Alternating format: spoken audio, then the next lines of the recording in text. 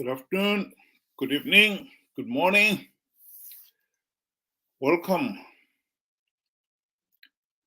Things could not be more uncertain.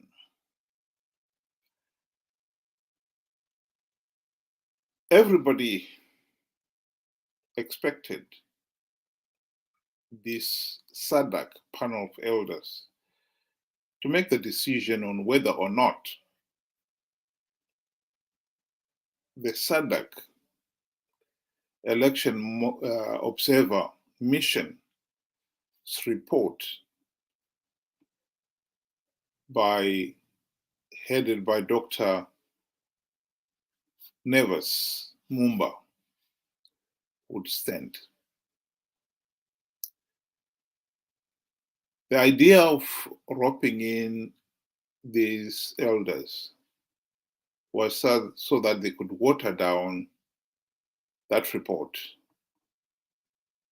And instead of it saying the elections were flawed and illegal, and therefore then per se could not produce a legitimate government, they could put all those flaws and illegalities on the recommendation side and say the elections were substantially free, fair, and credible, so that the Zanu PF government will have legitimacy. This has been the standard judgment all along. Before the 2008 GNU and since the 2013 election and thereafter. So the Dr Mumba report definitely took Zanu PF by surprise, and more so some of Zanu PF's SADC supporters, like South Africa, completely by surprise.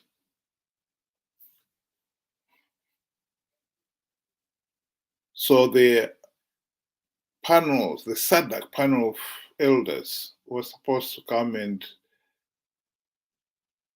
go to Zimbabwe and meet up with some of the members of the SADC election observer team, minus Dr. Mumba.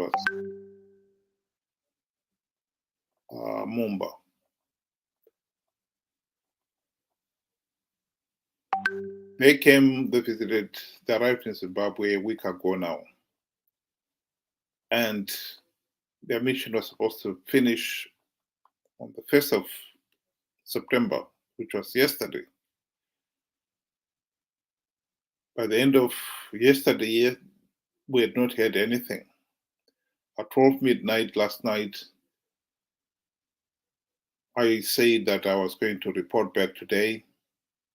As soon as I hear something, it is now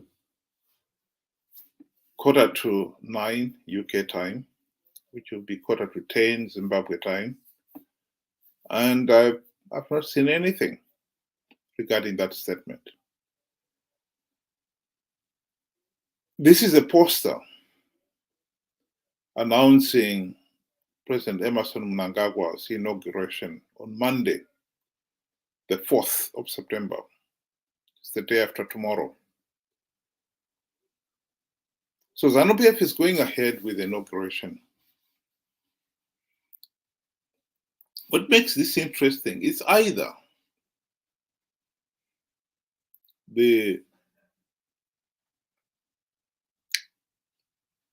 panel of elders, the announcement will be made just a few hours before the inauguration itself.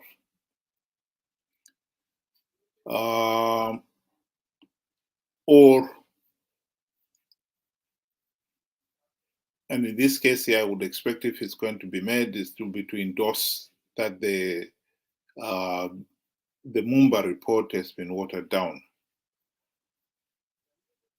Or if the panel of elders have refused to be cowed into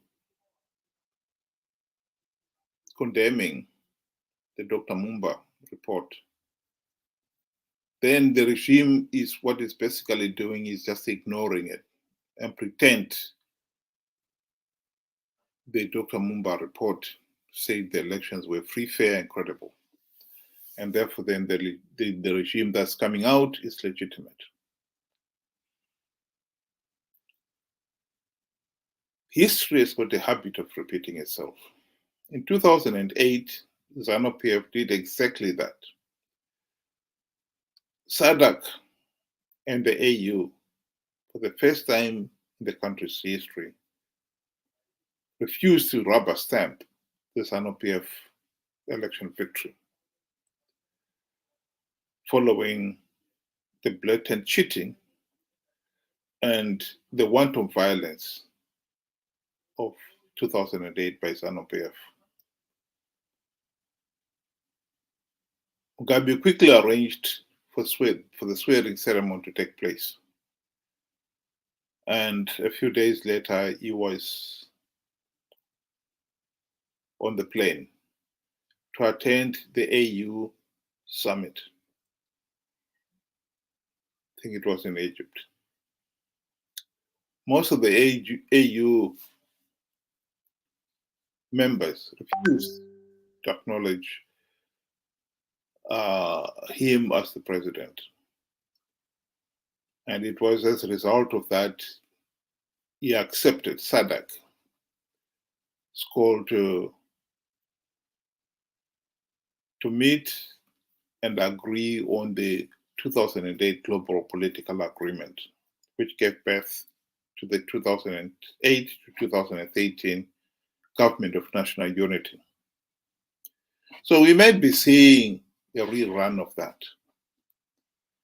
Mnangagwa is hoping that he will also benefit, as Mugabe did, because after that swearing in ceremony, Mugabe maintained that he must be president in the new GNU, and a position he got away with.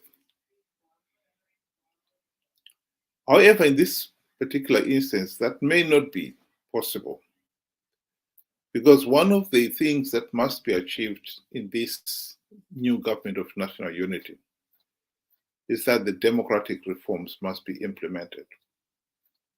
And there must be no compromise on that. The idea that Zanu PF can somehow play a major role in that GNU is laughable. Just as much as CCC playing a major role in that is laughable. These parties were responsible for failing to implement even one token reform during that GNU of 2008 to 2013. They had 5 years and they failed to implement even one token reform. I think the country deserves better. It would be ridiculous that the country's destiny should be entrusted to such people again. I sincerely hope that the panel of elders stood their ground and refused to endorse the flawed elections.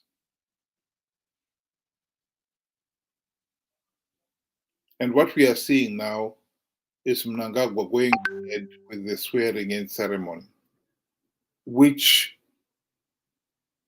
if SADC should stand its ground, would mean they would refuse to recognize him as a legitimate president.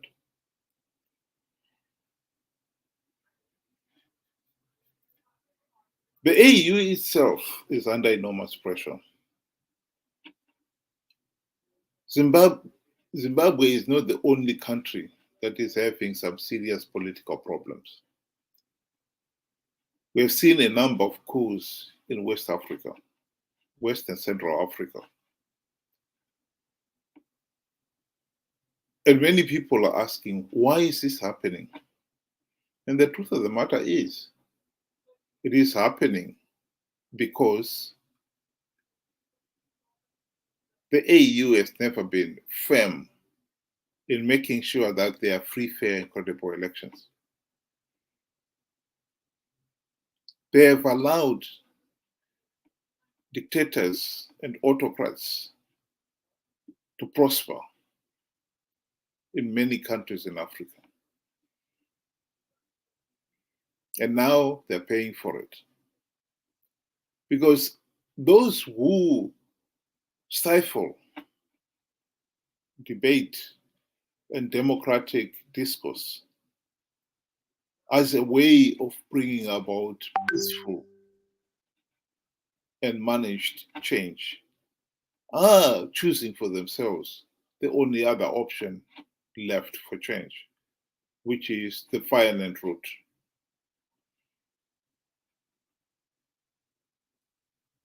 Change can be delayed by rigging elections. But those who think they've stopped it, they are only being naive. All they are doing is damming it. The people's anger and frustration is bottled up, and it can only be bottled up for so long.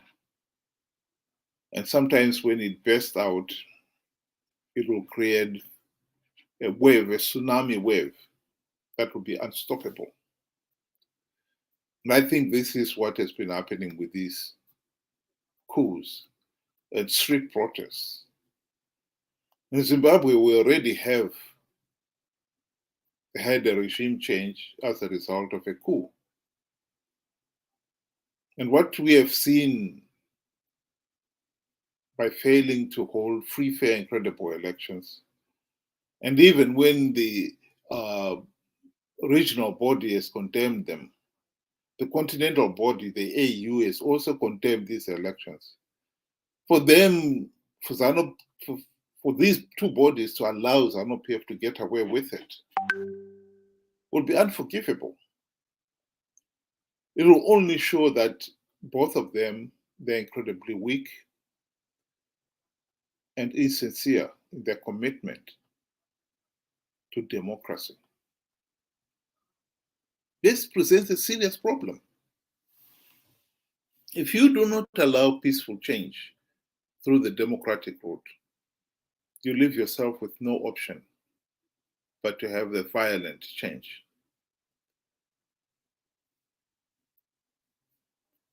And violence, you do not always get the desired outcome. As we know, in Zimbabwe, we had a coup in 2017. It didn't bring about the democratic change that people were hoping for. All we managed to do is replace one dictator for another. And some will even argue that we replaced a dictator for an even worse dictator.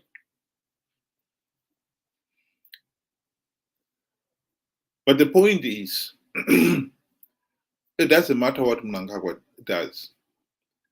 If he goes ahead and with the swearing-in ceremony, and if SADC and the AU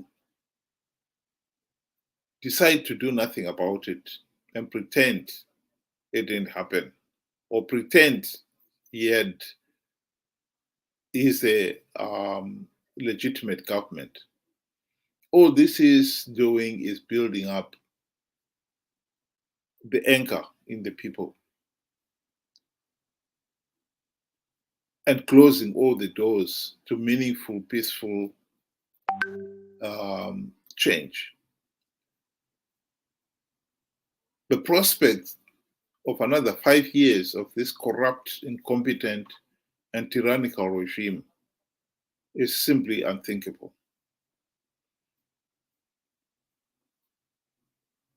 As long as Zimbabwe remains a pariah state, and it is a pariah state, there will be no meaningful economic recovery. Of that I can rest assured you. It is interesting to note, actually, that Mnangagwa, in this inauguration poster, He claims that the country will be built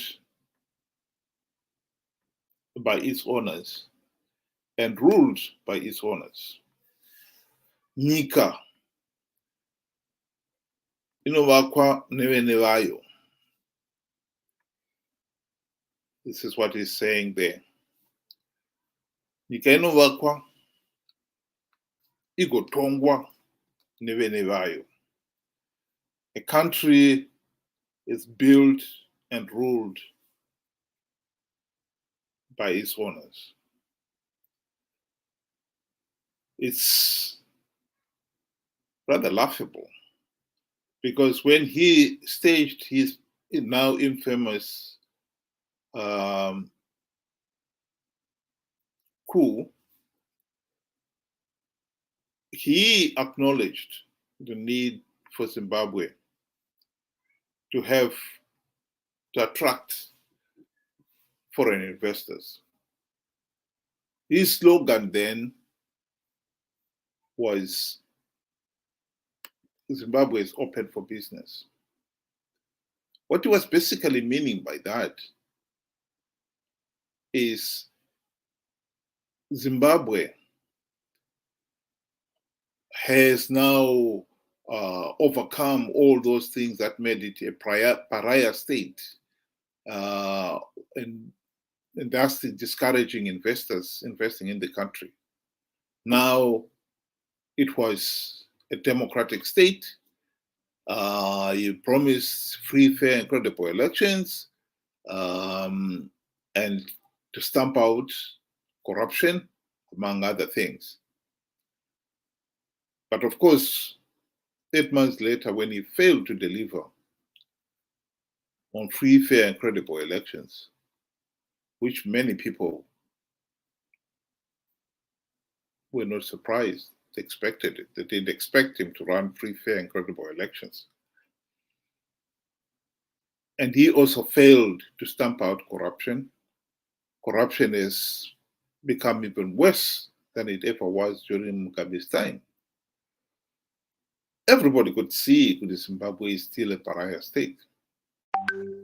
Much more so the investors, who are a savvy lot, shrewd. They were not going to be easily fooled by the promise that Zimbabwe had changed, was no longer a pariah state, it's now open for business. So the flood of investors that Mnangagwa thought was going to come at the end of at the beginning of his administration did not happen. It took him a year or two for that to sink in. And then he changed his slogan to "A country is built by its own people." Nyika inovakwa nevene vayo. It is laughable, because right now, Zimbabwe, particularly in the last 20 years, has lost so many qualified people, engineers, nurses, doctors,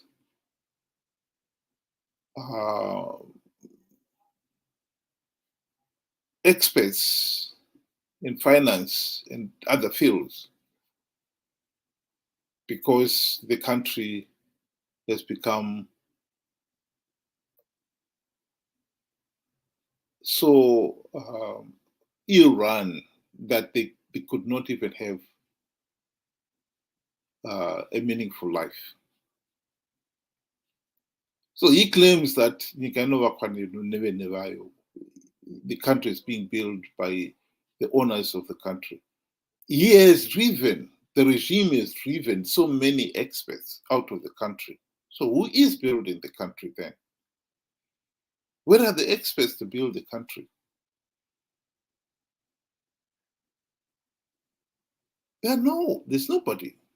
The few people professionals who are still in Zimbabwe, they are underemployed because so many companies have closed. Hardly anything is functioning. This is just a meaningless, empty slogan to justify his stay in power. But I think this stay in power is just going to drag the country deeper and deeper into the economic hell that we find ourselves in. The next 5 years will be very difficult.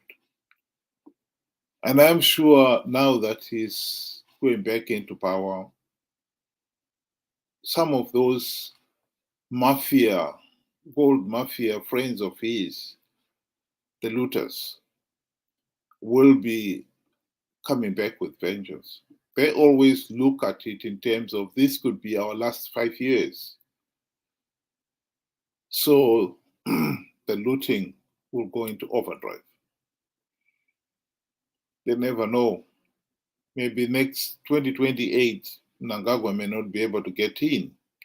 So we've got to make the most of the opportunity we have. And this is what is behind the country's economic meltdown.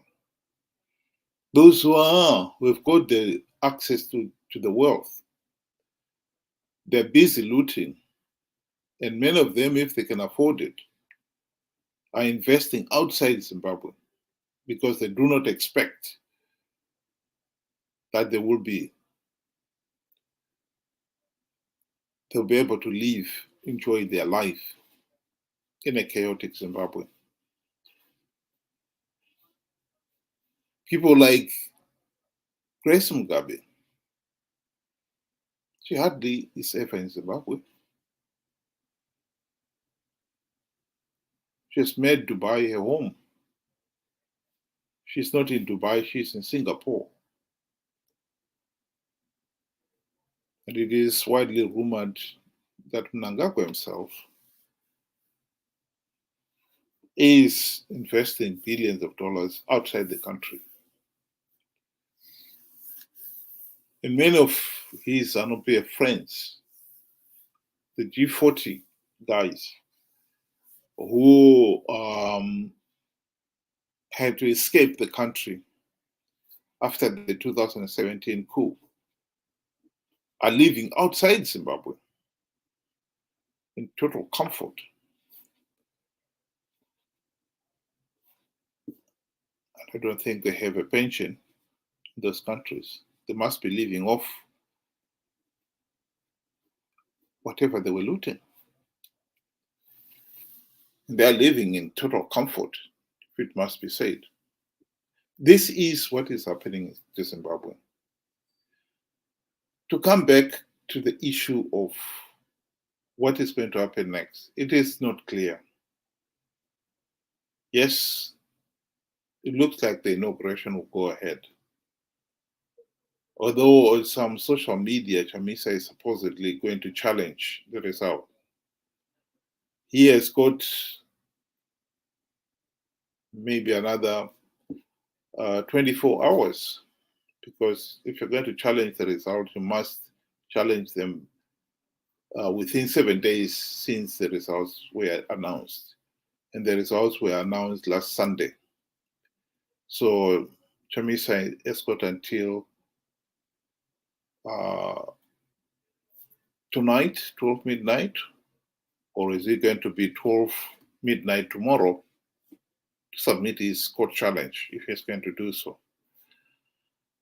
Many people doubt whether he really means to challenge the result, because in this case here, it is apparent that one of the things that he will be challenging them on is on the vote count.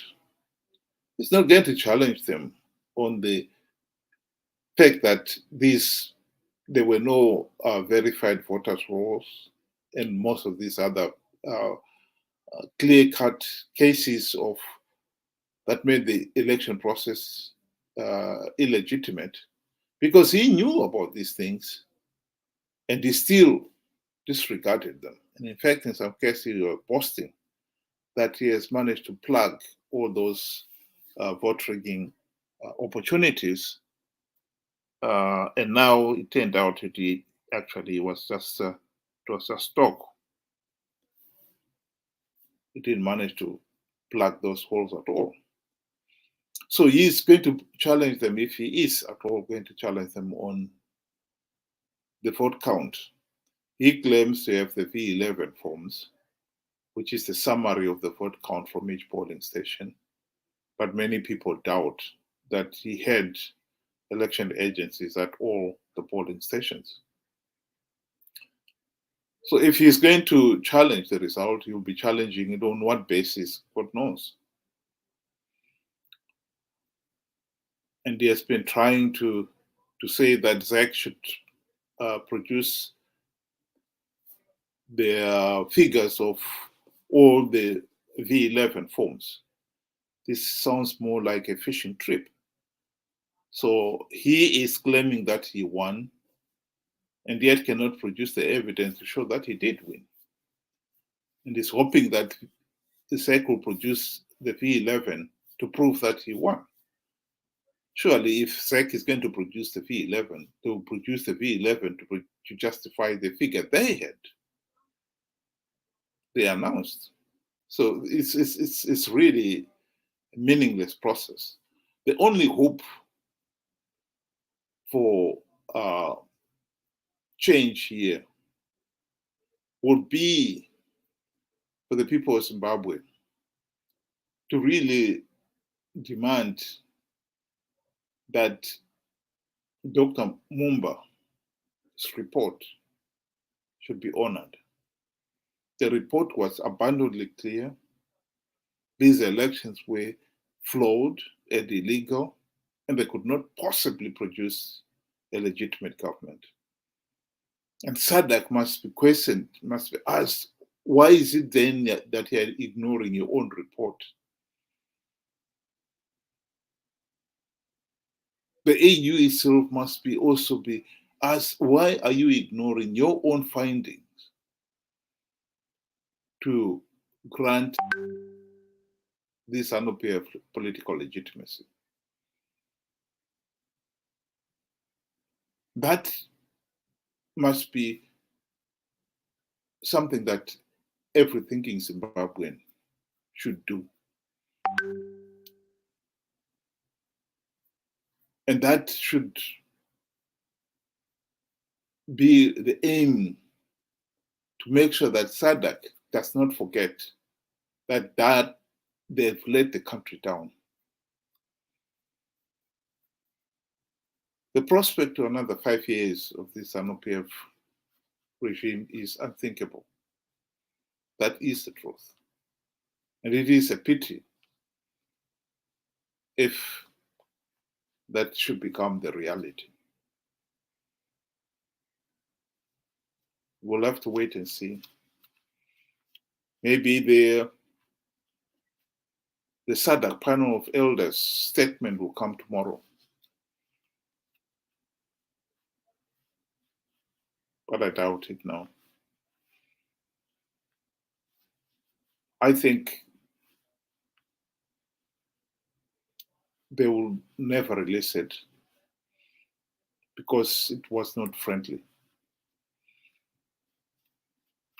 The pressure has got to come from us saying SADC should honor its own report, and the AU should honor its own observers' report that condemned Zimbabwe's elections as flawed and illegal, and they say could not produce a legitimate government. Zimbabwe needs a new GNU. The last thing we want is a continuation of this circus. This is getting us absolutely nowhere. I think this drama is, the last chapter is not yet written. We are still going to see this drama played on. And I think it is important that everybody in a position to air their views and to put SADC and the AU under pressure should prepare themselves to do exactly that. The prospect of allowing Zanu PF to go on another 5 years is just unthinkable.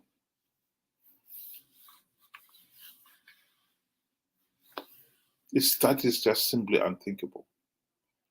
And I think we should not be looking to our friends in the opposition. They are just as corrupt and incompetent and utterly useless. And it is naive to expect them to be anything else. Thank you very much for listening, and good night.